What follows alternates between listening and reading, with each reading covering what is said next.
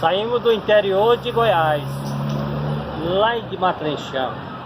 Estamos aqui na Praia Grande de Ubatuba, comendo a farofinha, ó.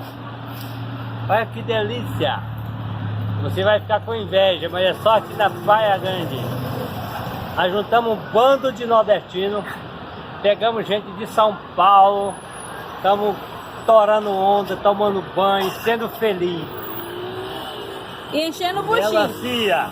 E enchendo o buchinho. A farofeira derramando farofa.